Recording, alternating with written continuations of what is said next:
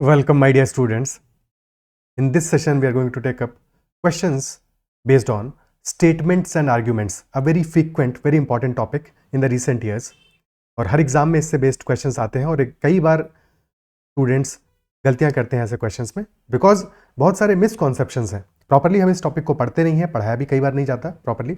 और रीज़न इसका ये है क्योंकि हम सबसे पहले बेसिक नहीं समझते कि स्ट्रॉन्ग आर्गूमेंट क्या है, वीक आर्गूमेंट क्या है, वैलिड आर्गूमेंट क्या होता है. तो अगर हम इन 2-3 बेसिक बातों को समझ जाएं तो इसके बाद में क्वेश्चन अटेम्प्ट करें, then there is a good probability कि हमारा जो क्वेश्चन है वो सही हो जाएगा. ठीक है, तो चलो स्टार्ट करते हैं सेशन को. और 2-4 चीज़ें हैं जो इस सेशन में हमें डिस्कस करनी है. सबसे पहले विल बी डिस्कसिंग कि what is a strong argument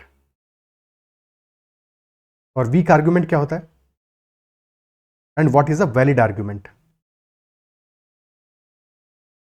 ठीक है, ओके. सो एक एग्जाम्पल लेते हैं, एग्जाम्पल से बात को समझते हैं.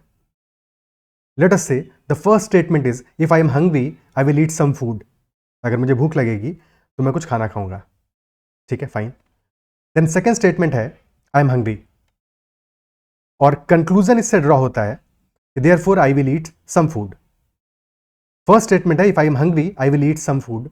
सेकेंड है आई एम हंग्री, यानी कि at present I am hungry, and if I am hungry I will eat some food. अगर ये दोनों लॉजिकली कनेक्टेड हैं and I am hungry then definitely I will be eating some food. So this is a valid argument. This is example of a valid argument.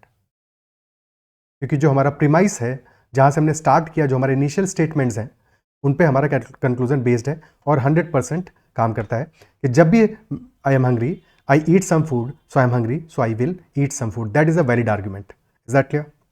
ठीक है. Now coming to the second example. Second example है about 95% of the words Hindus live in India. Now that is our first statement. 95% of words Hindus live in India. Second statement है Pooja is a Hindu, and the concluding statement, the conclusion is therefore Pooja lives in India. So is it a valid argument? क्या ये हमारा argument valid है? Think about it. 95% of words Hindus live in India. Pooja is a Hindu, so there is a good chance that Pooja might be living in India. But क्या ये sure है? क्या ये certain है? No, it is not certain. Still possible है कि पूजा किसी और कंट्री में रह रही हो, इंडिया में ना रह रही हो. ठीक है, सो this argument is not a valid argument. ठीक है, this is not a valid argument. Valid तो नहीं है, बट वैलिड ना होने के बाद भी since 95% majority most of world's Hindus live in India, so this argument is still, this conclusion is still most likely to be true. And since this is most likely to be true and hence this will be a strong argument. Very important. This will be a strong argument. और strong क्यों है? Because this is most likely to be true. Is that clear? Not a valid argument. Valid नहीं है but strong है. और जिंदगी में जितने भी हमारे arguments होते हैं, चाहे वो अपने दोस्तों के साथ में हो या जिनसे आप बात करते हो, ठीक है, खास लोगों के साथ में हो, किसी के भी साथ में हो, आपका जो भी आर्ग्यूमेंट होगा, कोर्ट रूम डिबेट्स हो, हमेशा जो हमारे आर्ग्यूमेंट्स होते हैं most of the times they are not valid arguments. Valid तो वो होगा जो हमेशा सही हो. Most of the times those arguments are either strong argument और अ वीक आर्ग्यूमेंट. स्ट्रॉन्ग तब है जबकि most likely to be true है, और वीक तब है जब वो most likely to be false है. बट फिर भी हम आर्ग्यू कर रहे हैं, बस आर्ग्यू करने के लिए आर्ग्यू कर रहे हैं. ठीक है, सो जब आर्ग्यू करने के लिए आर्ग्यू कर रहे हो, तुम्हारे आर्ग्यूमेंट में दम नहीं है, that is a weak argument. और जब तुम आर्ग्यू करने के लिए आर्ग्यू भले ही कर रहे हो बट तुम्हारा जो आर्ग्यूमेंट है उसमें दम है, that is most likely to be true. In that case that is a strong argument. और जब तुम आर्ग्यूमेंट कर रहे हो but that argument is always correct, then that is a valid argument. तो ये बेसिक डिफरेंस है जो समझ में आना चाहिए. एक और एग्जांपल लेते हैं और बेटर क्लियर करते हैं. Now this example is about 15% of the people living in state X are vegetarian. तो स्टेट एक्स में रहने वाले 15% people are vegetarian, which implies की बचे हुए नॉन वेजिटेरियन हो गए. सेकेंड स्टेटमेंट है Karthik lives in state X, and then the conclusion is that Karthik is a vegetarian. Now, is this conclusion a valid argument? Definitely not, because only 15% of those who live in state X are vegetarians. अब यहाँ पे ध्यान देने वाली बात देखो ये है कि ऐसा हो सकता है कि कार्तिक वेजिटेरियन हो. हमारे लिए फैक्ट इंपॉर्टेंट नहीं है, यहाँ पे हमें आर्ग्यूमेंट की स्ट्रेंथ के बारे में बात कर रहे हैं. ठीक है, सो कार्तिक एक्चुअल वेजिटेरियन हो सकता है, बट क्या ये जो रीजनिंग है हमारा, जिस रीजनिंग से हम ये कंक्लूजन ड्रॉ कर रहे हैं, क्या वो रीजनिंग हमारी स्ट्रॉन्ग आर्ग्यूमेंट पे बेस्ड है या वैलिड है या नहीं है, इसकी बात कर रहे हैं. तो is this reasoning valid? This reasoning is not valid, definitely not valid, क्योंकि सारे के सारे केसेस, सारे के सारे people living in state X are not vegetarian. But क्या ये स्ट्रॉन्ग आर्ग्यूमेंट है? स्ट्रांग भी नहीं है बिकॉज दिस स्टेटमेंट, क्योंकि only 15% people living in state X are vegetarian, तो this is most likely to be false. भाई 85% चांस है कि ये गलत होगा, फॉल्स होगा, और क्योंकि ये most likely to be false है and hence this is a weak argument. Argument हमारा जो है वो फैक्ट पे डिपेंडेंट नहीं है। Kartik might still be a vegetarian, but since जो आर्ग्यूमेंट है, जो रीजनिंग है हमारा, that is a weak reasoning and that is why this argument is a weak argument. Is that clear? Okay, तो दो चार चीजें जो भी समझ में आई हमको, एक और एग्जांपल उस पर बेस करते हैं। No student ever got 100% marks in quantitative aptitude section in CAT examination. तो कोई भी स्टूडेंट अभी तक ऐसा नहीं है जिसने कि क्वांटिटेटिव एप्टीट्यूड में 100% मार्क्स लाए हो। Again this is not based on fact, but ऐसा चाहिए हमारा फर्स्ट स्टेटमेंट है, ओपनिंग स्टेटमेंट है, ठीक है। सेकंड स्टेटमेंट कह रहा है कि Arunima is going to appear for CAT examination. तो कैट में अब तक किसी के 100% मार्क्स आए नहीं है क्वांटिटेटिव एप्टीट्यूड में, अरुणिमा क्वांटिटेटिव कैट के एग्जाम में बैठने जा रही है, और कंक्लूजन है इस पे based, therefore Arunima will not get 100% marks in quantitative aptitude section in CAT examination. Now is this a valid argument? Again, अब तक किसी के नहीं आए हैं का ये मतलब नहीं है कि आज भी नहीं आएंगे, आगे भी नहीं आ सकते। Isn't it so? So this argument is not a valid argument. अब तक नहीं आए हैं बट आगे आ सकते हैं, तो this is not a valid argument. But there is a good chance कि जब अब तक नहीं आए हैं तो अरुणिमा के भी नहीं आएंगे marks. So this is probably true और most likely to be true.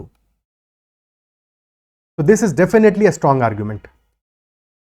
Valid नहीं है but this is a strong argument. तो जो बातें हमने सीखी उनको समअप करते हैं शॉर्ट में।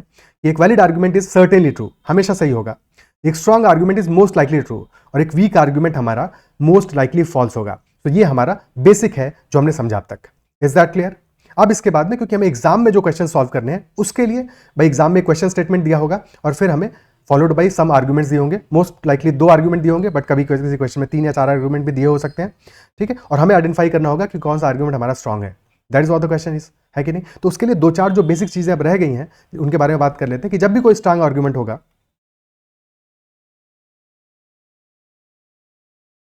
तो that argument must be directly answering the question. जो भी क्वेश्चन होगा, क्वेश्चन स्टेटमेंट होगा, तो स्ट्रॉन्ग आर्ग्यूमेंट हमारा डायरेक्ट आंसर होगा टू दैट क्वेश्चन।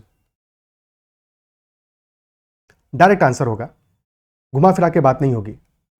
और क्योंकि डायरेक्ट आंसर है तो it will not be begging the question, it will not be begging the question. Begging the question का मतलब क्या हुआ कि फॉर एग्जांपल क्वेश्चन ये हो कि क्या इंडिया से पॉवर्टी इरेडिकेट की जानी चाहिए कि नहीं की जानी चाहिए, और हमारा आर्ग्यूमेंट हो क्यों नहीं की जानी चाहिए, बिल्कुल की जानी चाहिए। So this is begging the question कि instead of answering the question we are only घुमा फिरा के बात करोइंग, कुछ भी हम नई बात नहीं कर रहे हैं, तो that is not a strong argument. Clear है?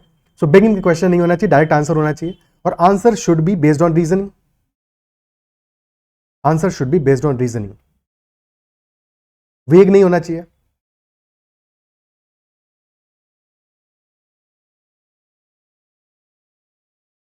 वेग नहीं होना चाहिए, और जिस रीजनिंग पे बेस्ड हो that reasoning should be logical. Emotional नहीं हो, लॉजिकल रीजनिंग होना चाहिए। So this is the characteristic of a strong argument. अब सीधे सीधे एग्जांपल्स पे चलते हैं और क्वेश्चंस को सॉल्व करते हैं। यहाँ तक बात समझ में आती है? अगर सेशन समझ में आ रहा है, पसंद आ रहा है, तो सेशन को लाइक जरूर करना है, और अगर अब तक चैनल को सब्सक्राइब नहीं किया है तो जरूर कर लेना, और अपने फ्रेंड से भी जरूर शेयर करना, क्योंकि ये ऐसा टॉपिक है जो हर एग्जाम में, हर कॉम्पिटेटिव एग्जाम में आता है और बहुत सारे स्टूडेंट्स को इसमें प्रॉब्लम आती है। क्लियर?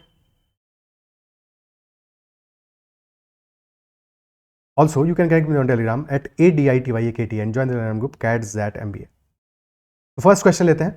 फर्स्ट क्वेश्चन का स्टेटमेंट कह रहा है, should all the drugs patented and manufactured in western countries be first tried out on sample basis before giving licence for sale to general public in India?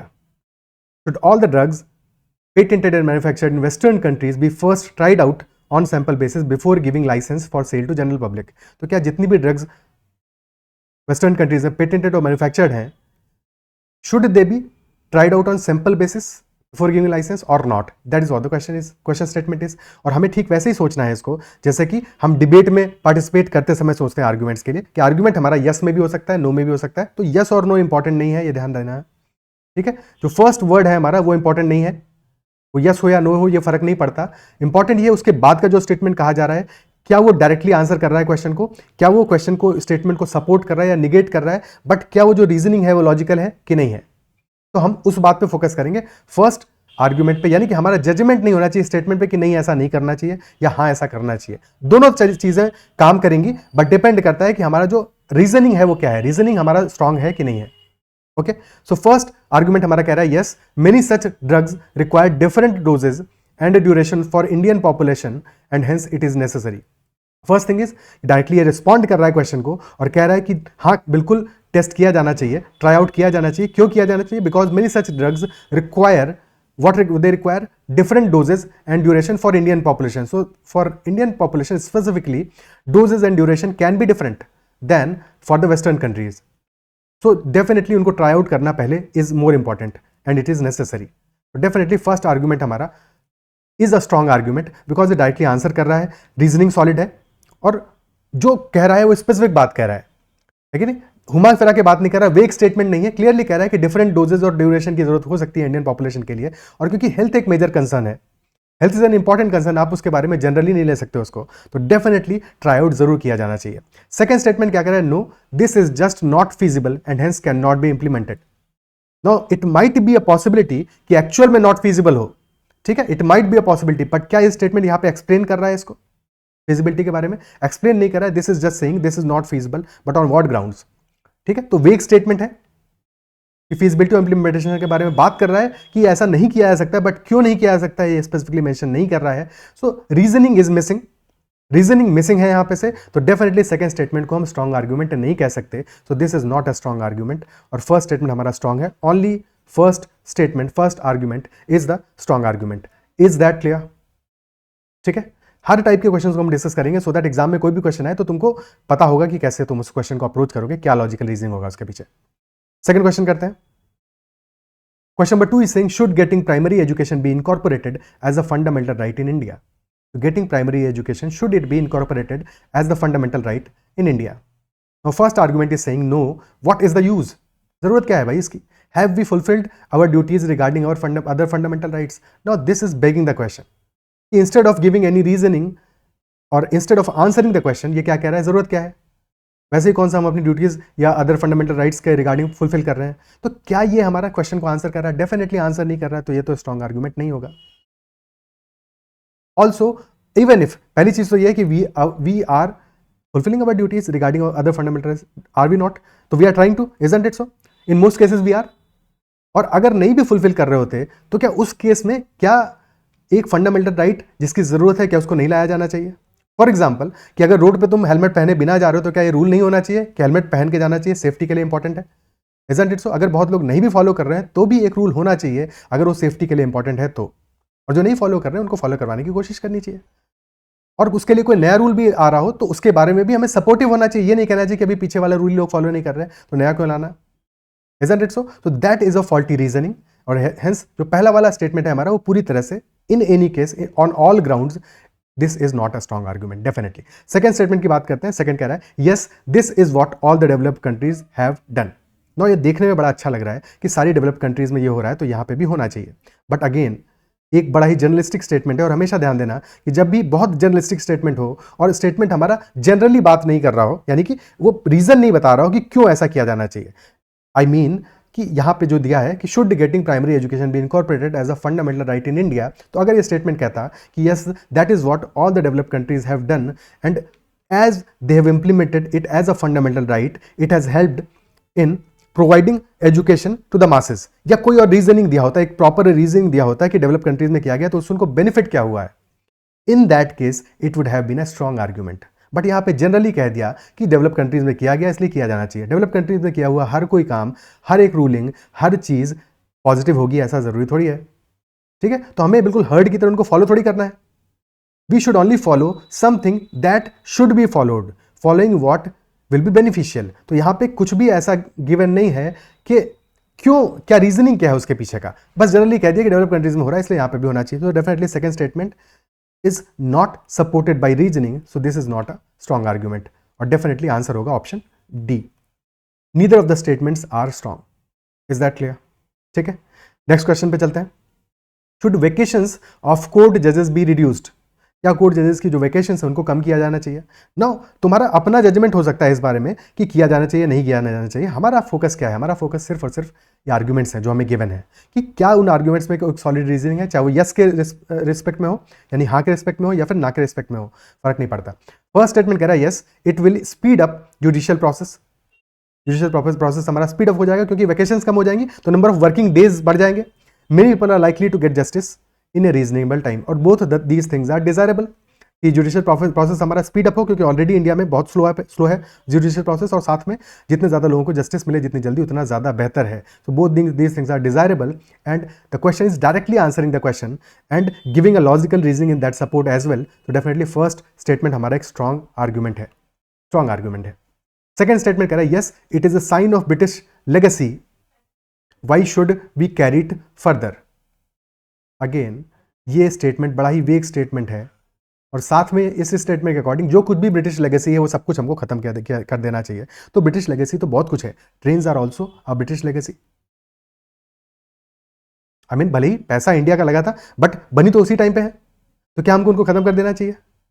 तो anything that is British in origin does not mean कि वो चीज अपने आप में बुरी है क्योंकि हम उनके कंट्रोल में रहे हैं या एक कॉलोनी रहे हैं उनकी, ठीक है। सो डेफिनेटली हर एक चीज जो ब्रिटिश लेगेसी है वो गलत नहीं है। कोई और सॉलिड रीजनिंग होता तो मे बी हम सोच सकते थे, बट डेफिनेटली क्योंकि सिर्फ और सिर्फ इतना दिया है कि it is a sign of British legacy, तो this statement is not a strong statement. Only first is a strong argument. Option A will be the answer. Clear? Next question, should there be an upper age limit of 65 years for contesting parliamentary or legislative assembly elections? क्या assembly या parliamentary elections में खड़े होने के लिए या participate करने के लिए, कॉन्टेस्ट करने के लिए there should be upper age limit होनी चाहिए या नहीं होनी चाहिए? और फिर आर्ग्यूमेंट हमारा कह रहा है first argument is saying yes generally people above the age of 65 lose their dynamism and will power. अब ये देखो ये तो पंचायत टाइप की बात हो गई, जिनका 65 के ऊपर एज है उनका ना डायनेमिज्म रह जाता है ना तो विल पावर रह जाता है। तो definitely this is a statement which is a weak argument. क्यों वीक आर्ग्यूमेंट है? स्ट्रॉन्ग तो बिल्कुल भी नहीं है, बिकॉज डेफिनेटली बिल्कुल वेग बात कर रहा है, कोई रीजनिंग नहीं दे रहा है और जजमेंट दे रहा है, सिर्फ जजमेंट दे रहा है, कोई रीजनिंग नहीं है उसके पीछे। तो this is not a strong argument. Second one, no, the lifespan is so increased that people remain physically and mentally active even up to the age of 80. तो एक बात है, देखो कुछ लोगों के केस में ये चीज ट्रू है, बट क्या ये चीज इन जनरल ट्रू है? क्या most likely to be true है? Think about it. क्योंकि हमने स्ट्रॉन्ग आर्ग्यूमेंट में क्या देखा था कि strong argument should be most likely true, but क्या ये मोस्ट लाइकली ट्रू है? कुछ एक्सेप्शंस हैं कि जो फिजिकली और मेंटली एक्टिव रहते हैं even up to the age of 80, isn't it so? But सारे तो नहीं रहते, मोस्टली नहीं रहते। तो डेफिनेटली ये जो रीजनिंग दिया है, नो तो ठीक है, बट जो रीजनिंग दिया है that reasoning is flawed. Reason जो दिया है वो स्ट्रांग नहीं है, तो definitely this is also not a strong argument. तो आंसर अपना आएगा neither is a strong argument. दोनों ही वीक आर्ग्यूमेंट्स हैं। Is that clear? Next, should scheme of lotteries be started in India? क्या इंडिया में स्कीम ऑफ लॉटरीज स्टार्ट किया जाना चाहिए? नो, हमें इसको मोरल या एथिकल ग्राउंड पे नहीं देखना है, जो हमें आर्ग्यूमेंट्स दिए हैं उनके बेसिस पे ही हमें इसको जज करना है। आर्ग्यूमेंट नंबर 1 कह रहा है yes many state governments will get sufficient fund for their developmental activities from the surplus generated by their lottery schemes. तो many state governments will get sufficient fund, अगर भाई लॉटरी स्कीम्स को चलाएंगे तो उनको सफिशिएंट फंड मिल जाएगा for their developmental activities from surplus generated by these lottery schemes. So there is a solid reasoning which is given in support. तो first statement is a strong argument. It definitely अगर lottery scheme को चलाते हैं तो उसकी वजह से fund sufficient मिल जाएगा डेवलपमेंटल एक्टिविटीज के लिए। अब यहाँ पे देखो एक दो चीजें और जो ध्यान देने वाली है कि इवन इफ लॉटरी स्कीम्स को हम माने कि these are not very ethical, very moral, तो भी हम इससे ये जजमेंट नहीं कर सकते फॉर श्योर कि उनको नहीं चलाया जाना चाहिए। फॉर एग्जाम्पल कि alcoholism is not a good practice, कि सारे लोग शराब पिए, जो कोई बहुत अच्छी आदत नहीं। ना ही ऐसा है कि गवर्नमेंट पूरी तरह से उसको सपोर्ट करती है, बट क्या गवर्नमेंट इससे टैक्सेस कलेक्ट नहीं करती है? क्या गवर्नमेंट इसके लिए लाइसेंस इशू नहीं करती है? Think about it. तो चीज गलत है, इसका ये मतलब नहीं है कि वो हो नहीं रही होगी या गवर्नमेंट को उससे टैक्स कलेक्ट नहीं हो रहा होगा या उस टैक्स कलेक्शन से गवर्नमेंट बेनिफिट नहीं कर रही होगी। ठीक है, तो अगर पीछे का रीजनिंग सॉलिड है हमारा, तो definitely that argument will be a strong argument. Is that clear? And if it is in the right direction as well. ठीक है, राइट डायरेक्शन का मतलब क्या हुआ कि अल्टीमेटली जो फंड जनरेट होगा उससे गवर्नमेंट कुछ डेवलपमेंटल एक्टिविटीज कर पाएगी, so that fund can only be generated अगर स्कीम ऑफ लॉटरीज स्टार्ट की जाए इंडिया में तो। Isn't it so? तो first argument is a strong argument. Second argument कह रहा है yes many unemployed youth will get chance to earn their livelihood by selling lottery tickets. तो second argument is also a good argument, because ultimately क्या होगा इससे कि बहुत सारे अनएम्प्लॉयड यूथ हैं, उनको भी एक जॉब मिल जाएगा, उनको भी एक मौका मिल जाएगा कि वो अपने लाइवलीहुड अर्न कर सकें। अगर वो बहुत एजुकेटेड नहीं है तो उनके पास बहुत सारे चॉइसेस अवेलेबल नहीं होंगे, तो ये एक नया चॉइस उनके लिए क्रिएट हो जाएगा। और then in that case this second argument is also a very good argument, a strong argument. तो एक एम्प्लॉयमेंट का जरिया भी बन जाएगा लॉटरी के थ्रू। तो definitely option C is the answer, that both the arguments are strong arguments. Okay, second, next question. Should we grant permission to reputed private companies to construct civil airports for general use in India? तो क्या general use के लिए civil airport construct करने के लिए reputed private companies को permission grant किया जाना चाहिए? That is a statement. अब यहाँ पे इंपॉर्टेंट बात यह है, देखो हमसे ये कह रहा है क्वेश्चन टू कंस्ट्रक्ट, मैनेज करने की बात नहीं कर रहा है, ये कंस्ट्रक्शन की बात कर रहा है। कि बहुत सारे लोग यहीं पे ही कंफ्यूज हो जाते हो, ठीक है। तो कंस्ट्रक्शन की बात कर रहा है कि उनको कंस्ट्रक्ट करना है, मैनेज करने के लिए नहीं कह रहा है। मैनेज करना है नहीं करना है वो एक क्वेश्चन का एलिमेंट ही नहीं है। कंस्ट्रक्ट करने में तो कोई इशू नहीं है, ठीक है। आर्गुमेंट क्या कह रहा है? आर्गुमेंट फर्स्ट कह रहा है yes why not, it would be both economical and effective. अब यहां तक व्हाई नॉट पे अगर खत्म हो जाता तब तो प्रॉब्लम थी, बट व्हाई नॉट के बाद ये कह भी रहा है कि it would be both economical and effective. अगर प्राइवेट एंटिटीज को दे दिया जाएगा so it will be economical and effective. बहुत सारे एग्जाम्पल्स ऐसे हमारे पास कि जहां पे कि प्राइवेट एंटिटीज के थ्रू गवर्नमेंट ने, चाहे वो पब्लिक प्राइवेट पार्टनरशिप के थ्रू कंस्ट्रक्शन की हो या फिर प्राइवेट एंटिटीज ने कंस्ट्रक्शन किए हो और वो कंस्ट्रक्शन इकोनॉमिकल रहे और इफेक्टिव रहे, तो this statement is most likely true, है कि नहीं? कि ऐसा बहुत सारे केसेस, कुछ केसेस इसके अलावा भी हो सकते हैं कि जहां पे कि नुकसान हुआ हो, बट मोस्ट लाइकली जो पब्लिक प्राइवेट पार्टनरशिप है या प्राइवेट पार्टीज जब या प्राइवेट कंपनीज जब कंस्ट्रक्शन करती हैं तो उसके थ्रू हमें काम हमारा जल्दी कंप्लीट हो जाता है, इकोनॉमिकल भी होता है, इफेक्टिव भी होता है। क्योंकि जल्दी कंप्लीट होगा तो इकोनॉमिकल जरूर होगा। अगर कोई काम बहुत लंबे समय तक स्ट्रेच करेगा, क्योंकि ये प्रोजेक्ट्स बहुत बड़े लेवल के प्रोजेक्ट्स होते हैं, और अगर ये बहुत लंबे समय तक स्ट्रेच करते हैं तो कॉस्ट हमारा बहुत ज़्यादा मैग्नीफाई हो जाता है, as you must have realised. तो डेफिनेटली अगर एक प्राइवेट एंटिटी उसको बनाएगी तो डेफिनेटली वो कम टाइम में बनाएगी, इफेक्टिव होगा, इकोनॉमिकल होगा। तो first argument is a strong argument. Second कह रहा है no it may pose danger to security and safety of India. In what sense? भाई रीजनिंग तो दे रहा है, बट वो रीजनिंग कितना स्ट्रांग है? क्यों डेंजर पोज करेगा ये सिक्योरिटी और सेफ्टी ऑफ इंडिया के लिए? क्योंकि हम बात कर रहे हैं कंस्ट्रक्शन ऑफ सिविल एयरपोर्ट्स के लिए। These are not airports for army uses या फिर any other safety reasons, isn't it so? ये तो सिविल यूजेस के लिए है, इसको सारे लोग यूज, सारे पैसेंजर्स, जनरल पैसेंजर्स यूज करने वाले हैं। तो यहाँ पे सेफ्टी का कंसर्न कहाँ आने वाला है? वो कंस्ट्रक्शन ही तो कर रहे हैं सच, ठीक है ना। उनको कंस्ट्रक्शन करना है, मैनेज करने की तो हम बात भी नहीं कर रहे हैं, क्योंकि मैनेज करने की बात करते तो मे भी शायद थोड़ा बहुत इससे फर्क पड़ता, बट कंस्ट्रक्ट करके दे रहे हैं हमको, और उसके बाद में भाई उसको मैनेज कोई भी कर सकता है, मैनेज पब्लिक एंटिटी भी कर सकती है, कोई प्रॉब्लम नहीं है। तो अल्टीमेटली कहाँ पे हमारा डेंजर आएगा? तो डेफिनेटली दिस सेकंड वाला argument is most likely false and hence a weak argument, hence a weak argument. क्योंकि किसी भी तरह का डेंजर पोज नहीं हो रहा है। भाई जो इन्फॉर्मेशन उनको पता होने वाली है वो तो जनरल पब्लिक को भी पता होने वाली है, लेकिन कैसा ऐसा क्या भाई एयरपोर्ट पे वो कंस्ट्रक्ट करके अपना स्पेसिफिक चीज़ें पता कर लेंगे जिसकी वजह से कि उनको इंडिया की सेफ्टी और सिक्योरिटी को थ्रेट हो सकते। तो this is definitely not a strong argument. Clear है? Okay, next question, should Indian scientist working abroad be called back to India? जो भी इंडियन साइंटिस्ट हमारे अब्रॉड वर्क कर रहे हैं, क्या उनको इंडिया में वापस बुला लेना चाहिए? फर्स्ट आर्गुमेंट कह रहा है yes they should be called back, they must serve the motherland first and forget about discoveries, honours, facilities and all. अब ये देखो, ये बहुत ही ज्यादा मतलब जजमेंटल टाइप का स्टेटमेंट हो गया। रीजनिंग कहीं नहीं है, बस सिर्फ ज्ञान की बातें हैं, कोई रीजनिंग नहीं है, नो रीजनिंग व्हाटसोएवर। तो डेफिनेटली एक वीक आर्गुमेंट है, कोई भी रीजनिंग नहीं है, नो रीजनिंग गिवन, बस कह दिया कि बुला लेना चाहिए, सब कुछ भूल जाए वो।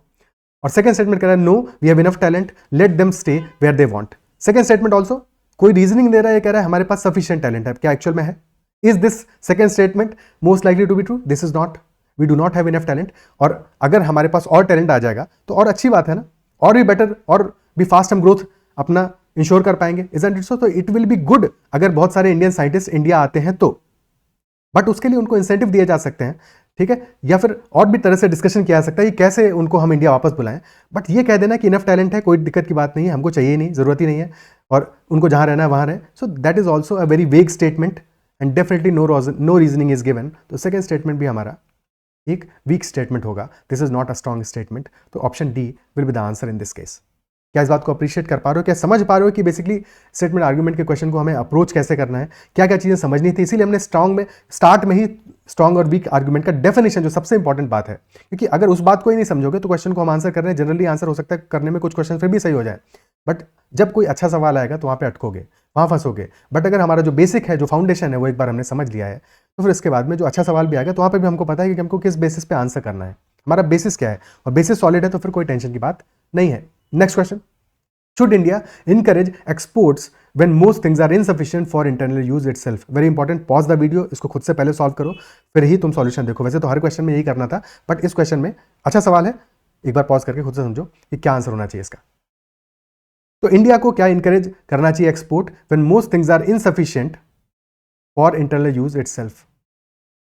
ओके, आर्गुमेंट नंबर 1 कह रहा है yes we have to earn foreign exchange to pay for our imports. Argument number 2 कह रहा है no even selective encouragement would lead to shortages. Now think about it, question कह रहा है should India encourage exports when most things are insufficient. ठीक है, बहुत सारी चीजें ऐसी हैं जो कि इनसफिशिएंट है, बट कई सारी चीजें ऐसी भी हैं, क्योंकि मोस्ट के बारे में बात कर रहा है, ऑल के बारे में बात नहीं कर रहा है। Most are insufficient, but all तो नहीं है ना यहाँ पे, तो definitely some might be there which are sufficient, और जो सफिशिएंट है क्या हम उनको एक्सपोर्ट नहीं कर सकते? सफिशिएंट और मोर देन सफिशिएंट, ठीक है, तो क्या उनको एक्सपोर्ट नहीं कर सकते? बिल्कुल कर सकते हैं। जो इनसफिशिएंट है उनको एक्सपोर्ट नहीं करेंगे,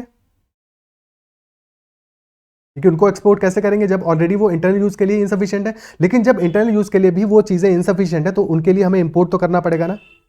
जो चीजें इनसफिशिएंट है, the things that are insufficient for them we have to import, isn't it so? और अगर हमें इंपोर्ट करना पड़ेगा तो इंपोर्ट करने के लिए क्या चाहिए? फॉरेन एक्सचेंज चाहिए, जो कि हमारा पहला स्टेटमेंट कह रहा है कि yes we have to earn foreign exchange to pay for our imports. और क्यों इंपोर्ट करना है? Because most things are insufficient, तो उसके लिए हमें करना पड़ेगा इंपोर्ट। अगर इंपोर्ट करना है तो उसके लिए चाहिए क्या? Foreign exchange. और फॉरेन एक्सचेंज आएगा कहां से? एक्सपोर्ट से। एक्सपोर्ट करोगे तो पैसा आएगा, उस पैसे से तुम उन चीजों को इंपोर्ट करोगे विच आर इनसफिशिएंट। तो यानी कि फर्स्ट आर्ग्यूमेंट हमारा एक स्ट्रॉन्ग आर्ग्यूमेंट है। Is that clear? Second argument कह रहा है no even selective encouragement would lead to shortages. Now very important, use कर रहा है सेलेक्टिव इंकरेजमेंट। और सेलेक्टिव इंकरेजमेंट का मतलब क्या हुआ कि उन चीजों को एक्सपोर्ट करो जो कि ऑलरेडी इंडिया में सफिशिएंट है। और अगर सेलेक्टिव इंकरेजमेंट हम कह रहे हैं तो कैसे शॉर्टेज होगा? शॉर्टेज तो उन चीजों का होता जो इनसफिशिएंट है, बट सेलेक्टिव इंकरेजमेंट हम क्या कर रहे हैं? जो कि सफिशिएंट है, मोर देन सफिशिएंट है। अगर मोर देन सफिशिएंट का हम इंकरेज कर रहे हैं एक्सपोर्ट, ठीक है, इंकरेज कर रहे हैं एक्सपोर्ट, तो कैसे शॉर्टेज होगा? बिल्कुल भी शॉर्टेज नहीं होगा। तो definitely this argument is not a strong argument, only first argument is a strong argument. Option A will be the answer. समझ में आ रहा है? ठीक है, नेक्स्ट क्वेश्चन करते हैं। Should articles of only deserving authors be allowed to be published? ना बहुत सारे क्वेश्चंस आते हैं कई बार एग्जाम में जिसमें कि only मेंशन्ड होता है। Should articles of only deserving authors be allowed to be published? क्या सिर्फ और सिर्फ जो डिजर्विंग ऑथर्स है उनके ही आर्टिकल्स को अलाउ किया जाने, पब्लिश करने के लिए? पहला आर्गुमेंट कह रहा है yes it will save a lot of money, lot of paper which is in short supply. ठीक है, अब हमारा क्वेश्चन क्या कह रहा है? क्वेश्चन स्टेटमेंट कह रहा है कि क्या आर्टिकल्स सिर्फ और सिर्फ डिजर्विंग ऑथर्स के ही पब्लिश किए जाने चाहिए? ऐसा यहाँ पे पेपर सेव करने की बात नहीं हो रही है। तो जो हमारा आर्गुमेंट नंबर 1 है वो आंसर तो कर रहा है, बट वो आंसर करने में जो रीजनिंग दे रहा है वो पेपर सेव करने के बारे में, एनवायरमेंट के बारे में बात कर रहा है। बट हमारा कंसर्न वो नहीं है। हमारा कंसर्न है डिजर्विंग ऑथर्स के आर्टिकल्स से पब्लिश हो या अनडिजर्विंग या नॉन डिजर्विंग के आर्टिकल्स या बाकी ऑथर्स के आर्टिकल्स भी पब्लिश होने चाहिए। क्वेश्चन तो ये कह रहा है ना कि क्या सारे ऑथर्स के आर्टिकल हम पब्लिश करें या सिर्फ और सिर्फ डिजर्विंग ऑथर्स के ही आर्टिकल्स को पब्लिश करें? आर्गुमेंट कह रहा है yes it will save a lot of paper which is in short supply. तो सीम्स गुड, बट क्या ये most likely to be true है? और क्या ये डायरेक्टली हमारे क्वेश्चन को आंसर कर रहा है? तो क्या ये डायरेक्ट आंसर है? जो हमारा क्वेश्चन पूछ रहा है क्या उसका डायरेक्ट आंसर है? तो एक डायरेक्ट आंसर नहीं है। Isn't it so? Also, how will we define deserving authors? Question statement हमारा कह तो रहा है कि only deserving authors, but who are deserving authors? Who exactly are deserving authors? How will we define that? तो हमें ये भी क्लियर नहीं है कि नहीं? क्योंकि only की बात कर रहा है और डेफिनेटली तो पहला वाला स्टेटमेंट हमारा डायरेक्टली आंसर नहीं कर रहा है। This is not a strong argument. Second statement कर रहा है no it is not possible to draw a line between the deserving and the non deserving. तो एग्जैक्टली वही जो हमारा डाउट था कि डिजर्विंग ऑथर्स को हम डिफाइन कैसे करेंगे, कैसे डिफाइन करेंगे कौन सा ऑथर हमारा डिजर्विंग है, कौन सा नॉन डिजर्विंग है? और क्योंकि ये डिफाइन ही है, हम नहीं कर सकते, तो फिर पेपर सेव करने की बात ही कहाँ पे आई? ठीक है, क्योंकि जो भी डिफिनेशन होगा हमारा, और जब हम प्रॉपर्ली डिफाइन ही नहीं कर पा रहे उस चीज को, तो that will be highly subjective, isn't it so? और सेकंड स्टेटमेंट एग्जैक्टली उसी बात को पिन पॉइंट कर रहा है, डायरेक्टली क्वेश्चन को आंसर कर रहा है और लॉजिकली आंसर कर रहा है कि जब हम डिफाइन ही नहीं कर सकते तो फिर हम किस बेसिस पे पब्लिश करने की बात करें आगे? तो सेकंड वाला statement is a strong argument, this is a strong argument, option B will be the answer in this case. Is that clear? ठीक है, तो नेक्स्ट क्वेश्चन करते हैं। Next is, should administrative officers be transferred after 1 or 2 years? क्या 1 या 2 साल के बाद में एडमिनिस्ट्रेटिव ऑफिसर्स को ट्रांसफर किया जाना चाहिए या नहीं किया जाना चाहिए? Argument number 1 is saying yes, they get friendly with local people and are manipulated by them. Argument number 2 is saying no, by the time their policies and schemes start taking shape, they have to leave. Argument number 3 is saying no, this will create a lot of administrative hassles and cause a lot of inconvenience to the officers. Question कह रहा है कि क्या transfer किया जाना चाहिए कि नहीं किया जाना चाहिए, कितने टाइम के बाद में? After 1 or 2 years. फर्स्ट कह रहा है yes, they get friendly with local people and are manipulated by them. तो क्या ये जजमेंटल नहीं है सच? इंस्टेड ऑफ रीजनिंग, क्या ये हमारा लॉजिकल रीजनिंग पे बेस्ड है? ये तो जजमेंटल आर्ग्यूमेंट है, पढ़ाई पंचायती टाइप का आर्ग्यूमेंट है। कह रहे हो कि होगा क्या कि एक बार 1-2 साल पूरे हो गए एडमिनिस्ट्रेटिव ऑफिसर्स को, देन दे गेट फ्रेंडली, यानी एक्वेंटेड हो जाते हैं लोकल पीपल के साथ में और फिर मैनिपुलेट किए जाते हैं। तो इजंट इट जजमेंटल? क्या ये हमेशा होता है? No. Is it most likely to be true? No, ऐसा जरूरी नहीं है। ये भी हो सकता है कि एक्वेंटेड हो जाए तो उसके बाद में और बेटर काम कर सके और बेटर तरीके से एडमिनिस्ट्रेटिव पॉलिसीज को इंप्लीमेंट कर सके, इजंट इट सो? तो there is a positive side to this as well, और मोस्ट लाइकली पॉजिटिव साइड ही है कि एक बंदा जब एक जगह पे 1-2 साल काम करेगा तो उसके बाद में और बेहतर तरीके से काम करने के बारे में सोच पाएगा और बेहतर डायरेक्शन दे पाएगा, और थोड़ा समय लगता ही एडमिनिस्ट्रेटिव पॉलिसीज को एफिशिएंटली इंप्लीमेंट होने में। तो डेफिनेटली फर्स्ट वाला जो आर्ग्यूमेंट है that is a judgemental argument, that is not directly answering the question, also not based on logical reasoning. तो फर्स्ट आर्ग्यूमेंट हमारा स्ट्रॉन्ग आर्ग्यूमेंट नहीं होगा। सेकंड कह रहा है no, by the time their policies and schemes start taking shape they have to leave. तो clear सी बात है, क्योंकि पॉलिसीज और स्कीम्स को इंप्लीमेंट होने में, शेप लेने में टाइम लगता है, और जब तक उनका पॉलिसीज एक राइट डायरेक्शन में आ पा रहा है 1-2 साल में, तो उनका ट्रांसफर हो जाएगा, तो प्रॉब्लम आएगा इसकी वजह से, इजंट इट सो? तो क्लियरली ये डायरेक्टली आंसर कर रहा है कि ऐसा नहीं होना चाहिए, और इसलिए नहीं होना चाहिए क्योंकि अल्टीमेटली जब बात आई कि अब वो एक बेटर तरीके से एफिशिएंटली काम कर पाएंगे तब तो उनको ट्रांसफर कर दिया, तो उनको उस केस में ट्रांसफर उस टाइम पे नहीं करना चाहिए, इतनी जल्दी ट्रांसफर नहीं होना चाहिए, ट्रांसफर होने में ज़्यादा टाइम लगना चाहिए। Definitely second argument is a strong argument. Third कह रहा है no, this will create a lot of administrative hassles and causes a lot of inconvenience to the officers. Again directly answer कर रहा है क्वेश्चन को, और कह रहा है कि एडमिनिस्ट्रेटिव हैसल्स बहुत सारे होंगे अगर इतना जल्दी जल्दी ट्रांसफर करेंगे तो, और साथ में ऑफिसर्स को भी इनकन्वीनियंस होगा कि एक जगह गए 1-2 साल भी काम नहीं किया और घर से ट्रांसफर हो गया, फिर 1-2 साल काम नहीं किया फिर ट्रांसफर हो गया, तो बस वो ट्रांसफर पोस्टिंग में ही लगे रहेंगे पूरे टाइम और कहीं पे भी सेटल होकर प्रॉपर्ली वर्क नहीं कर पाएंगे, और अगर वो प्रॉपर्ली वर्क नहीं कर पाएंगे तो उनके खुद के लिए भी इनकन्वीनियंस होगा और वो खुद भी डिससेटिस्फाइड रहेंगे, और साथ में जिन एडमिनिस्ट्रेटिव पॉलिसीज को इंप्लीमेंट करने वाले हैं वो भी इफेक्टिवली इंप्लीमेंट नहीं हो पाएंगी, और इस वजह से जो जनरल पब्लिक है, जनरल पॉपुलेशन है, उसको भी बहुत सारा प्रॉब्लम फेस करना पड़ेगा। So that third statement is also very logical one, very strong one. तो थर्ड भी हमारा स्ट्रॉन्ग आर्ग्यूमेंट है, सेकंड और थर्ड स्ट्रॉन्ग आर्ग्यूमेंट है, only option C will be the answer in this case. Is that clear? ठीक है, तो I believe these are all the questions. I hope कि क्वेश्चंस समझ में आएंगे, पसंद आए होंगे, और सारे के सारे क्वेश्चंस में अब तुमको क्लियर हो गया। अब स्ट्रॉन्ग और वीक आर्गुमेंट का कभी भी क्वेश्चन आएगा एग्जाम में तो तुम डेफिनेटली उस क्वेश्चन को अटेम्प्ट कर पाओगे और स्ट्रॉन्ग आर्गुमेंट्स को आइडेंटिफाई कर पाओगे। अगर सेशन पसंद आया तो उसको लाइक जरूर करना है, अगर अब तक चैनल को सब्सक्राइब नहीं किया है तो जरूर कर लेना, and you can connect with Telegram @ADITYAKT and join the Telegram group CAT-XAT MBA। This is all for this session, bye bye, take care.